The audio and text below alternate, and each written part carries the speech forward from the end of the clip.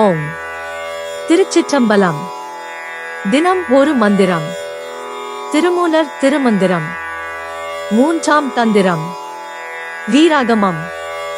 மந்திரம் 48. தொகுதி 7. தாரணை.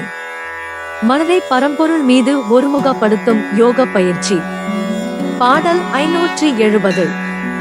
மேலை நிலத்தினாள் வேதக பெண் பிள்ளை, மூல நிலத்தில் எழுகின்ற மூர்த்தியே, ஏலை எழுப்பி இவளுடன் சந்திக்க பாலனம் ஆவான் பார்நந்தி ஆணையே. பொருள்: மேலை நிலம் என்பது சக்தி இருக்கும் இடமான துவாது சாந்தாம். அறிந்து கொள்வதும் அறிந்து கொள்ள முடியாத மாயங்களையும் அறியச் செய்கின்ற இந்த பெண் பிள்ளை பராசக்தி ஆவாள். இந்த பெண்ணானவள் அறிவு வெளிப்பட்டு மெய்ப்பொருளை தெளிவிக்கும் சக்தியாக செயல்படுகின்ற இடம் துவாது சாந்தம் ஆகும்.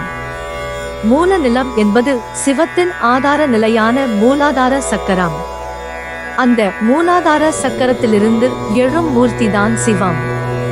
இந்த சிவத்தை சிவேநம என்ற நாமத்தை நிறுத்தாமல் சொல்லி எழுப்பி அழைத்து கொண்டு சக்தியோடு ஒன்றிணைவதற்காக யோகதவத்தின் மூலம் முயன்று சக்தியை சந்திக்கச் செய்ய வேண்டும்.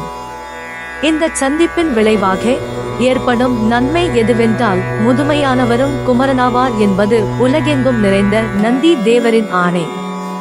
Meaning: the upper land is the place of Dvachandham, the place where power resides. This girl who knows and makes the unknowable mysteries known is Parashakti. This girl, the place where knowledge emerges and acts as the power that clarifies the true meaning, is Dvachandham. The lower land is the permanent Mooldhara Chakra, the base of Shiva. The rises from that Mooldhara Chakra is Shiva.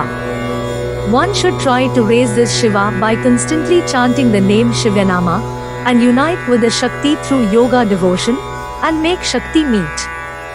The benefit that will result from this meeting is that even the old man will become a young, according to the order of Nandi Deva, who is present throughout the world. யாம் பெற்ற இன்பம் பெருக இவ்வையகம். இணைந்திருங்கள், அனைவருக்கும் பகிர்ந்திருங்கள்.